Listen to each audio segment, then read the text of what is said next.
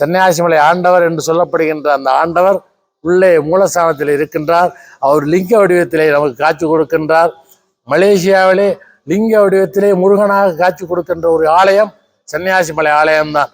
இங்கே வருகின்ற அவரை சோமஸ்கந்தர் என்ற நாமத்தோடு வழிபாடு செய்யலாம். சோமனும் ஸ்கந்தனும் சேர்ந்த ஒரு வழிபாட்டு முறை இந்த சன்னியாசிமலையில் இருக்கின்றது. சோமன் என்றால் சிவபெருமான், ஸ்கந்தன் என்றால் முருகன். அக்னி ரூபா சிவலிங்கமும் அதிலிருந்து தோன்றிய உருவமாக முருகனும் இங்கே காட்சி தருகின்றார்கள். வந்தபடியாலே அப்படியே பல ஊர் சென்று மலாக்காவை தேர்ந்தெடுத்து வந்ததுக்கு காரணம், மலாக்காவிலே ஏற்கனவே பல சமாதிகள் இருக்கின்றன. அதாவது புகழ்பெற்ற சமாதி என்று கேட்டால் பெரியமலை ஆண்டவர் கோவில் என்று சொல்லுவார்கள். புலாபுசா அப்படின்னு மலாயில் சொல்லுவாங்க. அவர் வந்து நடமாடினார், அவர் என்கிட்ட வந்து அப்படியெல்லாம் போய் சொல்ல நாங்கள் விரும்பவில்லை. அவர் இருக்கிறார் என்பது எங்களுக்கு தெரியும். அவருடைய ஆன்மா இங்கே லைத்திருக்கிறது என்பதும் எங்களுக்கு தெரியும்.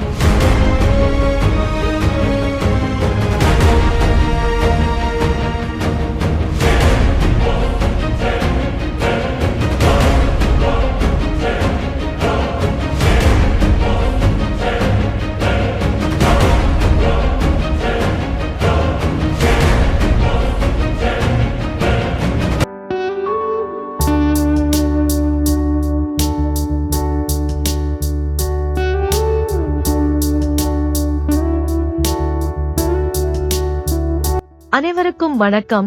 தாயா மீடியா சேனலுக்கு மீண்டும் வரவேற்கிறோம். இன்று நாம் மற்றொரு அற்புதமான இந்து கோயிலை ஆராயப் போகிறோம்.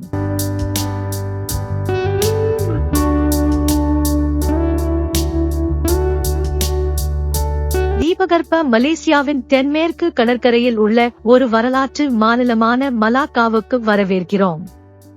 வரலாற்று நகரம் என்று அழைக்கப்படும் மலாக்கா பல்வேறு கலாச்சாரம், பண்டைய அடையாளங்கள் மற்றும் துடிப்பான மரபுகள் நிறைந்தது.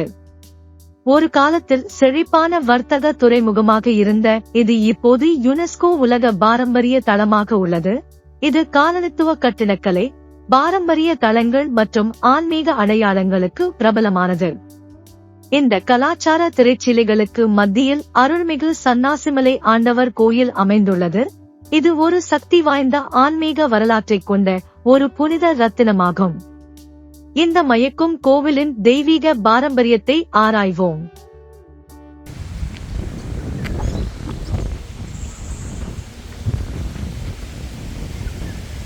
அருள்மிகு சன்னாசிமலை ஆண்டவர் திருக்கோயிலுக்கு உங்களை வரவேற்கிறோம்.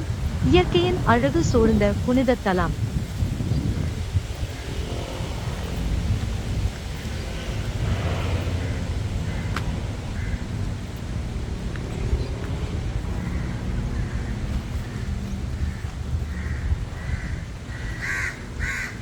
மென்மையான காற்று, பறவைகளின் சத்தம் மற்றும் சலசலக்கும் இலைகள் பிரார்த்தனை மற்றும் பிரதிபலிப்புக்கு ஏற்ற அமைதியான சூழ்நிலையை உருவாக்குகின்றன. 120 ஆண்டுகளுக்கும் மேலான வரலாற்றை கொண்ட இந்த கோவிலில் ஜீவசமாதி அடைந்த ஒரு துறவியின் ஆன்மீக இருப்பு உள்ளது. இந்த அழகான சூழலின் அமைதியை முழுமையாக அனுபவிக்க இயற்கையின் மென்மையான ஒலிகள் மட்டுமே உங்களை சுற்றி வரும்.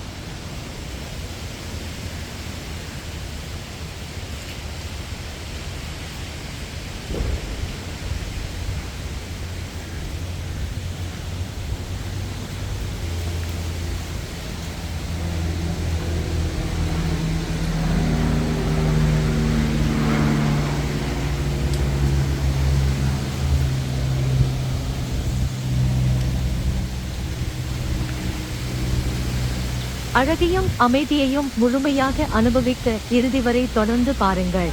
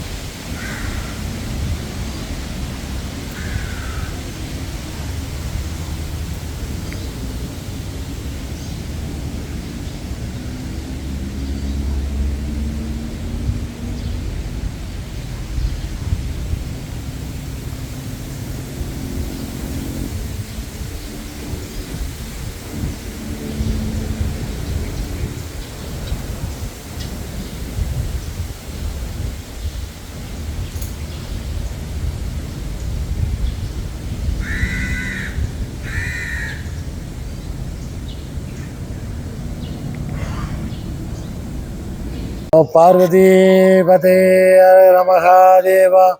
தென்னாடுடைய சிவனே போற்றி, எந்நாட்டவர்க்கும் இறைவா போற்றி. சிவா திருச்சிற்றம்பலம். தில்லை அம்பலம். உருவாய் அருவாய் உளதாய் இளதாய் மறுவாய் மலராய் மணியாய் ஒளியாய் கருவாய் உயிராய் கதியாய் விதியாய் குருவாய் வருவாய் அருள்வாய் குகனே. ஓம் ஸ்ரீ சன்னியாசிமலை ஆண்டவர் சுவாமிக்கு எல்லாம் உள்ள எம்பெருமான் ஸ்ரீ சன்னியாசிமலை ஆண்டவரின் அனுக்கிரகத்தாலே இன்றைய நிகழும் மங்களகரமான குரோதி வருஷத்திலே தை மாதத்திலே வருகின்ற இன்றைய தினமான அங்காரக வாரமான சிபாய் வாரத்திலே ஸ்ரீ சன்னியாசிமலை ஆண்டவரை பற்றி சொல்வதற்கும் பேசுவதற்கும் கடமைப்பட்டுள்ளேன். இந்த கோயிலோட வரலாறை சொல்கிறதுக்கு அடியனுக்கு ஒரு வாய்ப்பு கிடைச்சிருக்கு. ரொம்ப சந்தோஷம். இந்த கோயிலில் பன்னெடுங்காலமாக பணி செய்து வருகின்ற எங்களுடைய குடும்பத்தார் சார்பாக இப்பொழுது நான் இருந்து கொண்டிருக்கிறேன். கூட எனது அண்ணனும் இருந்து கொண்டிருக்கிறார். எங்களுடைய வரலாறு இந்த கோயிலிலே கிட்டத்தட்ட ஒரு 100 ஆண்டு கால வரலாறு ஆகும்.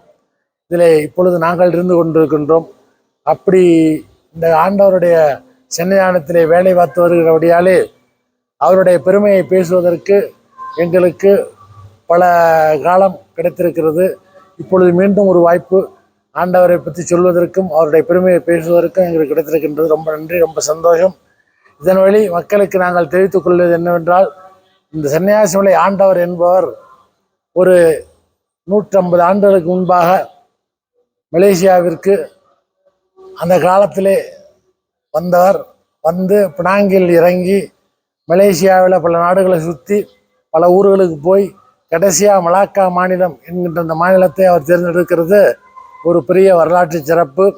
காரணம், மலேசியாவிலே வரலாற்று சிறப்புமிக்க ஒரு மாநிலமாக கருதப்படுவது மலாக்கா சன்னியாசிமலை ஆண்டவர் கோயிலும் இந்த மலாக்கா மாநிலமும் தான். அந்த வகையிலே அவர் இங்கே வந்து இந்த இடத்துல ஜீவ சமாதி ஆகியிருப்பது ஒரு மகா பாக்கியம் என்றே நாம் கருத வேண்டும். இதெல்லாம் நமக்கு கிடைத்த ஒரு வரப்பிரசாதம் என்றே சொல்ல வேண்டும். அப்படி பார்க்கிறச்ச சன்னியாசிமலை ஆண்டவர் அப்படிங்கிற நாமத்தோடு விளங்குவதற்கு காரணம், ஒரு காலத்தில் மலாக்கா ஒரு சிறந்த மாநிலமாக இருந்தபடியாலும் மகா ஜீவ சமாதிகள் நிறைந்த ஊராக இருந்தபடியாலும் அந்த ஊரிலே வந்து அவர் சமாதி ஆக வேண்டும் என்ற ஒரு அனுக்கிரகம், ஒரு நிசப்தம், ஒரு சந்தர்ப்பம் அவருக்கு கிடைத்திருக்கிறது. அந்த வாய்ப்பை பயன்படுத்தி அவர் இதே மாநிலத்தில் இருந்து தன்னுடைய ஜீவ சமாதியை இங்கே அமைத்து கொடுத்து நமக்கெல்லாம் அருள் பாலித்து கொண்டு நம்மளையும் காத்து ஊர் மக்களையும் காப்பாற்றி எல்லோருக்கும் அனுக்கிரகம் செய்து கொண்டிருக்கிறார். அந்த வகையிலே ஒரு பெரிய மகான், மலேசியாவிலே முதல் ஜீவ சமாதி என்று சொல்ல வேண்டும். அதுக்கு பிற்பாடு தான் மற்ற ஜீவ சமாதிகளும் உண்டாகின. இதில் காரணம் என்னென்னு கேட்டால், 1860ஆம் ஆண்டிலே அவர் இந்த நாட்டுக்கு வந்திருக்கிறார். வந்தபடியாலே அப்படியே பல ஊர் சென்று மலாக்காவை தேர்ந்தெடுத்து வந்ததுக்கு காரணம், மலாக்காவிலே ஏற்கனவே பல சமாதிகள் இருக்கின்றன. அதாவது புகழ்பெற்ற சமாதி என்று கேட்டால் பெரியமலை ஆண்டவர் கோவில் என்று சொல்லுவார்கள். புலாபுசா அப்படின்னு மலாயில் சொல்லுவாங்க. அது மலாக்கா மாநிலத்திலேருந்து ஒரு டவுன்லேருந்து ஒரு 10 கிலோமீட்டர் தூரத்தில் இருக்குது. கடலில் ஒரு தீவு. அந்த தீவில் வந்து அந்த காலத்தில் மலேசியாவுக்கு இஸ்லாம் பரப்புரை செய்வதற்காக வந்த மகாராஜாக்கள் அந்த தீவில் தங்கி இங்கே வந்து பரப்புரை செய்து கொண்டிருந்தார்கள், இஸ்லாமிய பரப்புரை. அப்படியே அவர்கள் தங்கியிருந்த அந்த தீவிலே சமாதி ஆகிவிட்டார்கள். அவருடைய செடியேறிய சமாதியெல்லாம் அந்த மாநிலத்திலே அந்த தீவிலே இருக்கின்றது. இப்பொழுது வந்தாலும் நீ மலாக்காவில் பார்க்கலாம். அதற்கு பெயர் புலாபுசா என்று சொல்வார்கள். தமிழிலே பெரியமலை ஆண்டவர் என்று சொல்வார்கள். அந்த மலையிலே பல சமாதிகள் 30 அடி, 40 அடி, 50 அடி, 60 அடி என்று பெரிய பெரிய சமாதிகள்லாம் இருக்கின்றது. அங்கே வந்து இருந்து அங்கேருந்து மறுபடியும் இந்த மாநிலத்துக்கு வந்து இங்கே அவர் ஜீவ சமாதி ஆகிறதுக்கு காரணம் கூட ஒரு புகழ்பெற்ற சமாதிகள் இந்த ஊரில் இருக்கிறபடியாலும், அதோடு மலாக்கா சரித்திர புகழ் வாய்ந்த அங்துவா என்கிறோடைய சமாதியும் மலாக்காவில் தான் இருக்கிறது.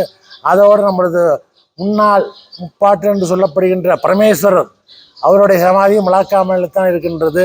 இப்படி பல புகழ்பெற்ற சமாதி, சைனாவில் வந்து அங்கிலிப்போ, அங்குஜிபாட் போன்றவருடைய சமாதியும் மலாக்காவில் தான் இருக்கிறது. அப்பேற்பட்ட சக்தி வாய்ந்த ஒரு மாநிலமான மலாக்காவிலே நம்மளுக்காக வேண்டி வந்து இங்கே ஜீவ சமாதி ஆகியிருக்கின்ற நமது பெருமதிக்குரிய சன்னியாசி மகான் அவர்களுடைய பாக்கியம் நமக்கெல்லாம் கிடைக்க வேண்டும் என்று சொன்னால் நாம் கொடுத்து வைத்தவர் என்றே சொல்ல வேண்டும். அந்த வகையிலே அவர் இங்கே வந்து சமாதி ஆவதற்கு முன்னாலே இங்கே வந்து பல மாநிலங்களை சுற்றி மலேசியாவை தேர்ந்தெடுத்ததுக்கு காரணம் மலாக்கா ஒரு ஜீவ சமாதி நிறைந்த ஊர் என்றபடியாலும் அவருக்கு விருப்பமான ஒரு மாநிலமாக இருக்கிறபடியாலும் இங்கே வந்து இருந்திருக்கிறார். அப்படி வந்து இடத்துல 3 இடங்களில் அவள் முதல் தங்கியிருக்கிறார். முதல் இடம் வந்து கோயில் 10-12 முருகன் கோயில் இருக்கிற இடம். அது இங்கேருந்து ஒரு 2 கிலோமீட்டர் தூரத்தில் இருக்குது. அங்கே தங்கியிருந்திருக்காரு. அங்கே அவருக்கு சரியாக வரல அப்படின்ட்டு அப்படியே எந்திரிச்சு அப்படியே அந்த ஆத்தோரமாக அது பக்கத்தில் ஒரு ஆறு வந்திருக்கு. அந்த ஆறு ஓரமாக அப்படியே நடந்து இந்த பக்கத்தில் வந்திருக்காரு. அப்படி வரையில் இந்த இடத்த பார்க்குறதுக்கு முன்னாடி அங்கே பக்கத்தில் இங்கேருந்து ஒரு 3 கிலோமீட்டர் தூரத்தில் ஒரு இடம் இருக்குது. அந்த இடத்துக்கு பேர் குருபோங். அந்த குருபோங் இடத்துல ஒரு சமாதி இருந்திருக்கு. அதாவது போர்ச்சுகீசியர்களுடைய சமாதிகள் அங்கே இருந்திருக்கு. அங்கே தங்கி இருந்திருக்காரு. அங்கே இருந்ததுக்கு ஒரு அடையாளமாக அவர் அங்கேயும் ஒரு நினைவு சின்னத்தை வச்சு விட்டு அங்கேயும் மனதை ஒட்டாமல் அப்படியே நடந்து வரும்போது இந்த வழியாக வரும்போது வர்ற பாதைகளெல்லாம் ஜீவ சமாதிகளும் இடுகாடும் சுடுகாடுமாக இருந்திருக்கிறது. இதை பார்த்த மாத்திரத்திலே அவருக்கு மனதில் ஏதோ ஒரு எண்ணம் ஏற்பட்டிருக்கலாம். இந்த இடம்தான் நமக்கு சிறப்பான ஒரு இடம், இந்த இடத்துல ஜீவ சமாதி ஆனால் தான் நமக்கு ஒரு சிறந்த வாய்ப்பாக அமையும் என்ற கருத்தினாலே அவர் இந்த இடத்த தேர்ந்தெடுத்து இங்கே வருந்த பொழுது எதிர்த்தாப்புல கோயிலுக்கு எதிர்த்தாப்புல ஒரு பெரிய மலை இருந்துச்சு. அது கிட்டத்தட்ட ஒரு 18 ஏக்கர் மலைப்பரப்பு. அந்த நிலப்பரப்பில் ரப்பர் தோட்டம் இருந்துச்சு. அது செட்டியார்களுக்கு சொந்தமான ஒரு தோட்டம். அதை நிர்வாகம் பண்ணிக்கிட்டு செட்டியார் இருந்திருக்காங்க. அப்பொழுது இந்த கம்பத்தில் உள்ள மலாய்க்காரவங்க தான் அந்த தோட்டத்தில் மரம் வெட்டிக்கிட்டு இருந்திருக்காங்க. இவர் வந்து அங்கே போய் கேட்டிருக்காரு, இந்த இடத்துல நம்ம மலை நல்லா இருக்குது, நாங்கள் தங்கலாமான்ட்டு. அப்போ இந்த கம்பத்து வாழ் மலாய்க்காரர்கள்லாம் சொல்லியிருக்காங்க, இது வந்து எங்களோட இடம் இல்லை, இது வந்து செட்டியார்களுக்கு சொந்தமான இடம். அவங்கெல்லாம் டவுனில் இருக்கிறாங்க, மாதைக்கு ஒரு வாட்டி 2 வாரத்துக்கு வருவாங்க, அவங்கள நீங்கள் கேளுங்க, அவங்க சரின்னு சொன்னாக்க நீங்கள் தங்கலாம் அப்படின்னு அவங்க சொல்லியிருக்காங்க.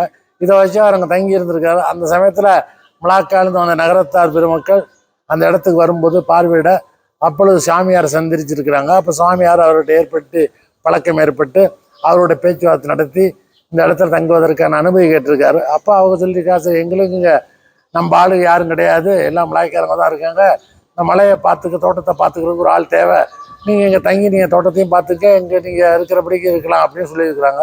இதை வச்சு சாமியார் அங்கேயே தங்குறதுக்கு ஏற்பாடாகி அந்த மலையிலே ஒரு குடிசையை போட்டு கொடுத்து, அந்த மலையில் பெரிய பாறைக்கல் ஒன்று இருந்துச்சு, அந்த கல் மேலே ஒரு குடிசையை போட்டு அந்த கல் மேலே ஒரு சிவலிங்கத்தையும் உடைச்சி வச்சு ஒரு வேலையும் வச்சு பூஜை பண்ணிக்கிட்டு இருந்திருக்கிறார். இப்படி இருந்துக்கிட்டு இருக்கையில் செட்டியார் வரப்போ அவர்கிட்ட பேச பழக அவர் வைத்தியமெல்லாம் பண்ணியிருக்கிறாரு. சித்தர் மாதிரி எல்லாத்துக்கும் சொல்லி கொடுத்துருக்காரு. அப்படி எங்கள் ஊரில் ஜனங்கள்லாம் அவரை பற்றி கேள்விப்பட்டு வந்து அவர் பார்க்க வந்திருக்காங்க, வந்து பார்த்துருக்காங்க, அவருக்கு வைத்தியம்லாம் பண்ணியிருக்காங்க. எல்லாருக்கும் செஞ்சு அவர் நல்ல ஒரு அருள் பாலித்து கொண்டு வந்துருக்காரு. அப்படி போக கால ஓட்டத்தில் மலையில் ஏறி இறங்க அவருக்கு சிரமமாக இருக்கிறதாக சொன்னதுனால செட்டியார்கிட்ட கேட்டிருக்காரு, எனக்கு மேலே ஏறி இறங்க சிரமமாக இருக்குது, எனக்கு கீழே ஏதாவது கொஞ்சம் இடம் இருந்தால் கொடுங்க, நான் கீழே தங்கிக்கிறேன்ட்டு. அப்பொழுது இந்த இடமெல்லாம் வந்து மலாய்க்காரர்களுக்கு சொந்தமான ஒரு கிராமம். இந்த கிராமத்தில் அவருக்கு இடம் கிடையாது, மலை மட்டும்தான் செட்டியார்களுக்கு சொந்தம். அப்படி அவர் கேட்டபடியாலே இந்த இடத்துல அவர்களை வந்து அந்த இடத்த அவங்களுக்கு வாங்கி இந்த இடத்துல அந்த கோயில் உள்ளுக்கு வளாகத்தில் ஒரு இடம் இருக்குது, மூலையில் ஒரு வீடு இருக்கும், அந்த எங்களுக்கு பின்பக்கம் இருக்குது. அந்த வீடை கட்டி கொடுத்து அதில் அவர் தங்கிக்கிட்டு சுவாமியை வச்சு பூஜை பண்ணிக்கிட்டு இருக்கு. நான் உட்காந்துருக்கிற எழுத்தாவில் இருக்கிற இடம், அதெல்லாம் சுவாமியை வச்சு பூஜை பண்ணிக்கிட்டு அந்த வீட்டில் தங்கிக்கிட்டு கோயிலை பார்த்துக்கிட்டு கோயிலில் இடத்த பார்த்துக்கிட்டு இருந்திருக்காரு. இப்படி கால ஓட்டத்தில் அவர் போகும்போது கிட்டத்தட்ட 1860 1870-80 வரைக்கும் அவர் இங்கே இருந்திருக்கிறாரு. அப்படி இருந்த காலத்தில் அவர் ஜீவ சமாதி ஆகிற காலம் வந்த உடனே அவர் செட்டியா பெருமாள்கிட்ட கூப்பிட்டு சொல்லியிருக்காரு, நான் வந்து சமாதி ஆக போகிறேன், எனக்கு காலம் வந்துருச்சு, ஸோ என்னை இங்கே வந்து ஒரு சமாதி பண்ணி இந்த இடத்த நீங்கள் வச்சு பார்த்துங்க அப்படின்னு சொல்லியிருக்காரு. அந்தபடியாலே அவரும் சரி நீங்கள் சமாதி ஆகிறதுக்கு இடத்த சொல்லுங்கன்னு கேட்க சுவாமிக்கு இடப்பக்கம் இப்போ சமாதி இருக்கிற இடத்த காட்டியிருக்காரு. அந்த இடத்த எனக்கு சமாதி பண்ணிடுங்க, சுவாமியை வலது பக்கம் இருக்குது, அதை வச்சு நீங்கள் பூஜை பண்ணுங்க, உங்களுக்கு எல்லா வளமும் கிடைக்கும், சித்தியும் கிடைக்கும்னு சொல்லி ஆசீர்வாதம் பண்ணிவிட்டு அவர் சமாதி ஆகிறதுக்கு ஏற்பாடாயிருக்கு. இறங்கி உட்கார்ந்து சமாதி நிலைக்கு போன பிற்பாடு அவர் அங்கே சமாதி பண்ணியிருக்கிறாங்க. அந்த அளவுக்கு ஒரு பெரிய ஒரு பிராத்தம் நமக்கு செட்டியார் சமூகத்துக்கும் நம்மளுடைய இந்தியர்களுக்கும் இந்த மலாக்கா மாநிலத்தை வாழ்கிற தமிழர்களுக்கும் கிடைச்சிருக்கு. அதன் பிற்பாடு கிட்டத்தட்ட ஒரு 10 ஆண்டுகள் அப்படியே சமாதி நிலையில் இருந்திருக்கு. இந்த கோயிலும் சுவாமி அந்த இடத்துல வச்சு அப்படியே இருந்திருக்கு.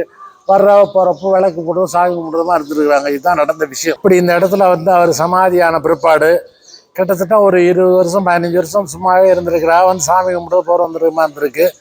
அப்போ கால ஓட்டத்தில் அவங்க மலாக்கா டவுனில் செட்டியாருங்க கோயில் கட்டுறதுக்கு நிறைய ஏற்பாடு பண்ணிக்கிட்டு இருந்தாங்க, இடங்களை தேடிக்கிட்டு இருந்தாங்க. அங்கு அவர்களுக்கு சரியாக அமையவில்லை.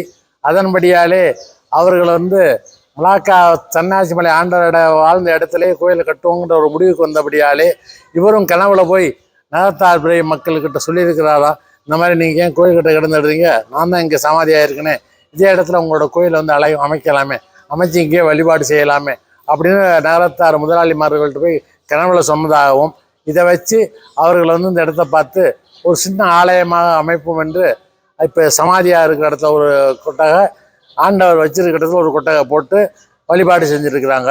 இது வந்து 1890களில் நடந்திருக்கு. இப்படி நடந்துக்கிட்டு இருக்கையில் மலாக்கா மாநிலத்தில் அவர்கள் வாணிபம் செய்வது டவுனுக்குள்ளே தான்.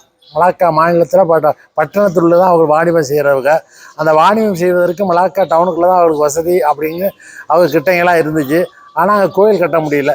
ஆனால் ஆண்டவருடைய பிராப்தம் அவருடைய வேண்டுகோளுக்கு இணங்க இந்த இடத்துல அவங்க ஆலயத்தை அமைக்கிறதுக்கு ஏற்பாடு செய்து 1890க்கு பிற்பாடு இங்கே ஒரு சிறிய ஆலயத்தை அமைச்சு மாசி மகம் என்கின்ற திருவிழாவை நடத்துவதற்கு ஆரம்பித்தாங்க. அதுக்கு முன்னாடி இவங்க அந்த பெரியமலை ஆண்டவர் கோயில் தான் போய் சிட்டியார் பூரா திருவிழா நடத்திருக்காங்க. எல்லோருக்கும் அன்னதானம் பண்ணி சிறப்பான முறையிலே திருவிழா நடத்திருக்காங்க. அந்த திருவிழாவை நடத்தி கொண்டிருக்கிறபடிய போது இங்கே அவர்களுக்கு வாய்ப்பு கிடைத்து இங்கே ஆலயத்தை அமைத்தபடியாலே இந்த கோயிலிலே அந்த திருவிழாவை இங்கே வந்து நடத்துவோம் என்று சொல்லி இங்கே வந்து நம்மளது முறைப்படி கோயில் அமைத்து ஆகம முறைப்படி கோயிலை செய்து வைத்து சிறு கோவிலாக ஆரம்பித்து ஒரு பெரிய அளவிலே திருவிழா மாசிமக திருவிழாவை நடத்துவதற்கு ஏதுவாக 1890களிலே ஒரு சிறு ஆலயத்தை அமைத்தார்கள்.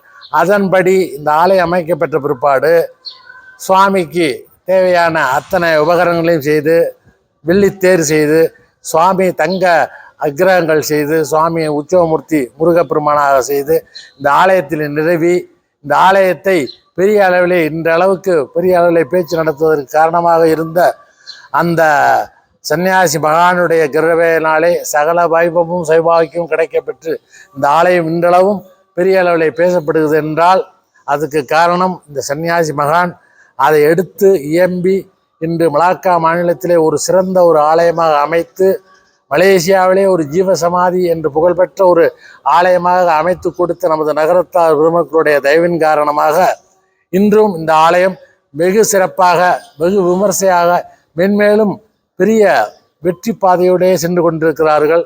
அந்த நீங்கள் வந்து இங்கே பார்த்தால் உங்களுக்கு கண்கூடாக அது தெரியும். இந்த ஆலயத்தினுடைய மகிமை உங்களுக்கு தெரியும். இதற்கு காரணமான நகரத்தார் பெருமக்களுக்கு நாம் நன்றி சொல்ல வேண்டும். அந்த இடத்திலே பணி செய்வதற்கு எனக்கும் அவர்களும் நன்றி சொல்லி இதை சொல்வதற்கு பெருமைப்பட்டிருக்கிறேன் என்று சொல்ல வேண்டும் என்றே உண்மையை சொல்லுகின்றேன். இது ஆண்டவருடைய அனுக்கிரகத்தாலே நடந்த ஒரு விஷயம்தான். அதில் எந்தவித மாற்று கருத்தும் கிடையாது. ஏன் என்று கேட்டால் சுயம்புவாக உருவாகக்கூடிய ஆலயங்கள் ஒன்று உண்டு, மனிதர்களால் ஏற்படக்கூடிய ஆலயங்கள் ஒன்று உண்டு, மற்றபடி இயற்கையாகவே மகான்களால் உருவாக்கப்பட்ட ஆலயங்களும் உண்டு. அப்படி பார்க்கையிலே இந்த ஆலயம் ஒரு மகானாலே உருவாக்கப்பட்ட ஆலயம். அப்படி இந்த ஆலயம் உருவானதுனாலே இந்த ஆலயத்துக்கென்று தனிச்சிறப்பு உண்டு. மற்ற மாநிலங்களிலே நம் மனிதர்களால் ஏற்படுத்தப்பட்ட ஆலயம் போல இல்லாமல் மகானாலே உருவாக்கப்பட்டு இன்றளவும் மிக சிறப்பாக, அதுவும் இந்த மலாய்க்காரர்கள் வாழ்கின்ற ஒரு கிராமத்து உள்ளே இவ்வளவு பெரிய ஆலயம் இருக்கிறது என்றால் மலேசியாவிலே இருக்க முடியாது. ஒரு ஆச்சரியமான ஒரு விஷயம். அது ஒரு பெரிய பாராட்டுக்குரிய விஷயம். அதை இன்றளவும் எந்த ஒரு தவறும் இல்லாது எந்த ஒரு பிரச்சனையும் கிடையாது, எல்லாம் நல்ல விதமாக ஆண்டவனுடைய கிருபையால் நடந்து கொண்டிருக்கிறது என்றால் அதற்கு இந்த சன்னியாசி மகானுடைய ஆதரவும் இந்த கம்பத்து வாழ் மக்களுடைய ஆதரவும் தான் நமக்கு பெரிய உறுதுணையாக இருந்திருக்குது என்பதில் எந்த விதமான ஐயப்பாடும் கிடையாது. அந்த வகையிலே இந்த ஆலயத்துக்கு வருகின்ற பக்தர்கள் தங்களுடைய வேண்டுதலை நிறைவேற்றுவதற்கு ஆண்டவனுடைய எதை வேண்டு கேட்டாலும் அவர்களுக்கு கிடைப்பதாகவே சொல்லுகின்றார்கள். அது நாங்களும் கண்கூடாக பார்த்து கொண்டு தான் இருக்கின்றோம். அப்படி வந்து அவர்கள் வேண்டி அவர்கள் கிடைக்கக்கூடிய அத்தனை அனுக்கிரகங்களும் கிடைத்து கொண்டிருப்பதாகவே வருகின்றவர்கள் எல்லோரும் சொல்கிறார்கள். அது எந்த அளவுக்கு உண்மை என்பது பக்தர்களுக்கே தெரியும். இதை நாங்கள் சொல்ல வேண்டிய அவசியம் இல்லை. ஏனென்று கேட்டால் நாங்கள் இதே இடத்துல லயித்து வாழ்ந்து கொண்டிருக்கிறபடியாலே ஒரு படி எங்களோட மேலான மக்கள் வந்து கும்பிடும் போது அவளுக்கு தான் அந்த உணர்வை தெரிஞ்சு கொள்ள முடியும். நாங்கள் கூடவே இருக்கிறதுனால அவரை பற்றி எங்களுக்கு அந்த பெருமை அவ்வளோவா தெரிஞ்சிருக்கிற வாய்ப்பு இல்லை. ஆனால் வருகின்ற பக்தர்களுக்கு அந்த வாய்ப்பு கிடைக்கின்றது, அந்த ஒரு பெருஞ்செல்வம் அவர்கள் கிடைக்கின்றது. அவர்கள் அதனாலே பெறுகின்ற கீர்த்திகளும் பெருசாக இருக்கின்றது. அதை வந்து இங்கே சொல்லும்போது எங்களுக்கே பெருமையாக இருக்கின்றது. அந்த வகையிலே இந்த ஆண்டவர் இன்றளவும் எந்த ஒரு குறைபாடும் இல்லாது இந்த இடத்திலே வாழ்ந்து கொண்டு எங்களையும் வாழ வைத்து கொண்டு எல்லோரையும் காத்து கொண்டு எல்லோருக்கும் அனுகிரகம் செய்து கொண்டு இன்றளவும் இந்த ஆலயம் பெரிய அளவிலே பேசப்பட்டு கொண்டு இருக்கிறது என்றால் அதற்கு இந்த சன்னியாசி மகான் தான் காரணம். அவர் வேண்டுவோருக்கு எந்த ஒரு குறையும் இருக்காது. அவருடைய நாமத்தை ஜெபித்தாலே பெரிய புண்ணியம். காரணம், நமக்கு தெரிந்த ஒரு மகான் அப்படி என்று சொன்னால் மலேசியாவிலே இவர்தான் முதல் மகானாக இருக்க முடியும். எப்படி வள்ளலார் ராமலிங்க வள்ளலார் வாழ்ந்தாரோ வடலூரிலே, அதுபோல இவர் வந்து இங்கே மலேசியாவிலே வாழ்ந்து மறைந்து இருந்து அருள் பாலித்து கொண்டிருக்கின்ற ஒரு பெரிய மகான் சன்னியாசி மகான். மற்ற ஆலயங்களில் இப்பொழுது ஜீவ சமாதிகள் இருக்கின்றன. ஆனால் முதல் ஜீவ சமாதி என்று சொல்ல போனால் நிச்சயமாக எனக்கு தெரிந்த மட்டிலே இந்த சன்னியாசிமலை ஆண்டவருடைய ஜீவ சமாதியாகத்தான் இருக்க முடியும். அந்த வகையில் அவர் நமக்கு கொடுத்த சன்னியாசிமலை ஆண்டவர் என்று சொல்லப்படுகின்ற அந்த ஆண்டவர் உள்ளே மூலஸ்தானத்தில் இருக்கின்றார். அவர் லிங்க வடிவத்திலே நமக்கு காட்சி கொடுக்கின்றார். மலேசியாவிலே லிங்க வடிவத்திலே முருகனாக காட்சி கொடுக்கின்ற ஒரு ஆலயம் சன்னியாசிமலை ஆலயம்தான். மற்ற மாநிலங்களிலே முருகன் இருப்பார், தண்டாயுதபாணி இருப்பார், அம்பாள் இருக்கும், முருகன் எல்லா விதமான தெய்வங்களும் இருக்கும். ஆனால் மலாக்கா மாநிலத்தில் மட்டும்தான் சிவலிங்க ரூபத்திலே முருகனாக காட்சி கொடுத்து கொண்டிருக்க ஒரு உபாயம் அபயம் நமக்கு கிடைத்திருக்கின்றது. அந்த வகையிலே நாம் பார்க்கின்ற உருவம் சிவலிங்கமாக தோன்றினாலும் அது முருகனுடைய அருளோடே நமக்கு காட்சி கொடுத்து கொண்டிருக்கின்றார். ஆகையாலே இங்கே வருகின்ற அவரை சோமஸ்கந்தர் என்ற நாமத்தோடு வழிபாடு செய்யலாம். சோமனும் ஸ்கந்தனும் சேர்ந்த ஒரு வழிபாட்டு முறை இந்த சன்னியாசிமலையில் இருக்கின்றது. சோமன் என்றால் சிவபெருமான், ஸ்கந்தன் என்றால் முருகன். முருகன் சிவனுடைய உள்ளத்திலிருந்து அவருடைய ஆன்மாவிலிருந்து புறப்பட்ட ஒரு அக்னி தான் முருகனாக பிறந்தார். அந்த அக்னி ரூபமாகவே இங்கே காட்சி கொடுக்கின்றார். அக்னி ரூப சிவலிங்கமும் அதிலிருந்து தோன்றிய உருவமாக முருகனும் இங்கே காட்சி தருகின்றார்கள். அந்த வகையிலே இந்த ஆலயம் மிகவும் பிரசித்தி பெற்ற ஒரு மகா ஆலயமாகவே எனக்கு தோன்றுகின்றது. மக்களுக்கும் அப்படித்தான் தோன்ற வேண்டும். நிச்சயமாக அதுதான் உண்மையான சம்பவம் கூட. அந்த வகையிலே இந்த ஆலயத்திலே மாசிமகம் என்று சொல்லப்படுகின்ற ஒரு திருவிழா வருடா வருடம் தைப்பூசத்துக்கு அடுத்த திருவிழா மாசி மாதத்திலே வருகின்ற மக நட்சத்திரத்திலே வருகின்ற பூரண சந்திரனத்திலே இங்கே திருவிழா நடைபெறும். அது வெகு சிறப்பாக நடைபெறுகின்றது. மலாக்காவிலே பெரிய திருவிழா என்று சொல்லப்போனால் நமது மாசிமக திருவிழா தான். மலேசியாவிலே தைப்பூசத்துக்கு அடுத்து, பினாங்குக்கு அடுத்து, சுங்கைப்பட்டாணிக்கு அடுத்து, மாரானுக்கு அடுத்து மகா பெரிய திருவிழா என்று சொன்னால் மலாக்கா சன்னியாசி ஆண்டவர் கோயில் திருவிழா தான். அந்த 4-5 கோயிலை தவிர்த்து அடுத்த திருவிழா மகா மலேசியாவிலே நம்ம கோயில் திருவிழா பெரிய திருவிழா. 1,00,000 பேர் கூடக்கூடிய ஒரு வாய்ப்பு நிறைந்த ஒரு பெரிய திருவிழா. நூற்றுக்கணக்கான கடைகளோடு சேர்ந்து பெரிய அளவில் கொண்டாடப்படுகின்ற எல்லோரும் போட்டி வழங்கக்கூடிய ஒரு மகா பெரிய திருவிழா இந்த மாசிமக திருவிழா. மலாய்க்காரர்கள் நம்ம இந்த ஆலயத்தின் மீது மதிப்பும் மரியாதையும் வைத்திருக்கிறார்கள் என்றால் அதற்கு காரணம் அந்த ஜீவசமாதியாகிய சன்னியாசி மகானே காரணம். அவருடைய அந்த அருள் பாலிப்பினாலே தான் இன்றளவும் நமக்கும் நமது இந்திய சமுதாயத்துக்கும் இந்த கோவிலுக்கு எந்த ஒரு பாதிப்பும் இல்லாது இன்றளவும் பெருமையோடு வாழ்ந்து கொண்டிருக்கிறார் என்றால் அதற்கு காரணம் அந்த சன்னியாசி மகான். அவருக்கு நாம் நன்றி சொல்லுவோம். அவருடைய வடயத்தை கட்டி காத்து இன்றளவும் எந்த ஒரு குறைபாடும் இல்லாது வைத்திருக்கின்ற நகரத்தார் பெருமக்களுக்கும் நாம் நிச்சயமாக நன்றி சொல்ல வேண்டும். அவர்களே என்றால் இந்த இடத்துல ஆலயமே இருந்திருக்காது. அதுக்கு காரணம் முதலானவர் சன்னியாசி மகான். அதுக்கு அடுத்த காரணமாக நமது மலாக்காவால் நகரத்தார் பெருமக்கள் தான். அதை இன்னும் நாம் மறக்காமல் இந்த ஆலயத்துக்கு வந்து அவருடைய சிறப்பை பற்றி தெரிந்து கொண்டு எல்லோருமாக அவரை வணங்கி அவருடைய அருட்கடாட்சம் பெற வேண்டும் என்று என்னுடைய ஆசை. அதற்கு காரணம் இந்த ஆலயத்திலே பல ஆண்டு காலமாக வேலை செய்வதனாலே அவரை பற்றி ஓரளவு எனக்கு தெரிந்த உண்மைகளை இங்கே பேசியிருக்கிறேன். இதற்கு மேலே அவருடைய சரித்திரம் தெரிந்தவர்கள் இருந்தால் தாராளமாக சொல்லலாம். எனக்கு தெரிந்த மட்டிலே எனக்கு தெரிந்த சரித்திரத்தை நான் சொல்லிவிட்டேன். அப்படி வந்த மகான் இந்த சன்னியாசி மகான். அவருடைய கீர்த்தி இங்கே நடமாடுகின்ற ஒவ்வொரு மனிதருக்கும் தெரியும், ஒவ்வொரு உயிரினங்களுக்கும் தெரியும். இங்கே பறவைகள், உயிரினங்கள், பலவிதமான உயிரினங்கள் வாழக்கூடிய ஒரு இடமாக, ஒரு சோலையாக, ஒரு பூந்தோட்டமாக, ஒரு அழகிய வனமாகத்தான் இது இருக்கின்றது இன்ற அளவும். அந்த காலத்திலேருந்து இப்போ வரைக்கும் அதே மாதிரி தான் இருக்குது. உள்ளுக்கு வந்தால் தான் தெரியும், வெளியேந்து பார்த்து தெரியாது. அப்படிப்பட்ட ஒரு தவம் இந்த மகான் வாழ்ந்த இடம். அந்த தவத்திலே இன்று உட்கார்ந்து நாங்கள் பேசுகிறோம் என்றால் அதற்கு நாமும் தவம் செய்திருக்க வேண்டும், பண்ணியிருக்கிற நீங்களும் தவம் செய்திருக்க வேண்டும். இதை வந்து பேட்டி இருக்கின்ற இந்த அண்ணனும் நிச்சயமாக ஒரு புண்ணியம் செய்திருக்க வேண்டும். அந்த வகையிலே இந்த ஆலயத்திலே எல்லா புண்ணியம் கிடைக்கப்பட்ட எல்லோருக்குமாக இருந்து நமக்கு அருள் பாலித்து கொண்டிருக்க சன்னியாசி மகானை வந்து வணங்கி அவருடைய அருளாசி பெறவே உங்களை எல்லாம் அன்போடு கேட்டுக்கொள்கின்றேன். இதை விட மேலும் சரித்திரங்கள் நிறைய இருக்கின்றது, சொல்ல வேண்டுமென்றால் நிறைய போய்கொண்டே இருக்கும். அதுக்கான நேரமும் போதாது. இதுக்கான ஆதாரங்கள் உண்மையிலே இருக்கிறதான் நாங்கள் சொல்லியிருக்கோம். மேலும் உங்களுக்கு எதுவும் தெரியணும்னாக்க நீங்கள் நேரடியாக கோயிலுக்கு வரலாம், வந்து எங்களை பார்க்கலாம், இல்லை இருக்கிறவங்கக்கிட்ட கேட்கலாம். குருமார்கள்லாம் இருப்பாங்க, அவங்கள்ட்ட பார்த்து கேட்கலாம், அந்த வரலாறை சொல்லுவாங்க. இதுபோல் இன்னும் பல அன்பர்கள் இந்த வரலாற்றை எடுத்து நமது டிவி சேனல்களில் போட்டுக்கிட்டு தான் இருக்கிறாங்க. இப்போ புதுசாக ஒரு அன்பர் வந்திருக்கிறாரு, அவர் வந்து நம்மளுக்கு கேட்டு இதை எடுத்திருக்கிறாரு.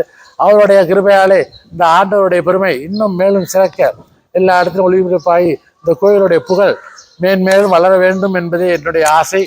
மகானுடைய ஆசையும் அதுவாகத்தான் இருக்க வேண்டும். ஏனென்று கேட்டால் நான் பேசி கொண்டிருக்கும் பொழுது எனக்கு எதிர்த்தாப்புல அவரோட சமாதி இருக்குது. அவரும் உட்காந்து கேட்டுக்கிட்டு தான் இருப்பார்.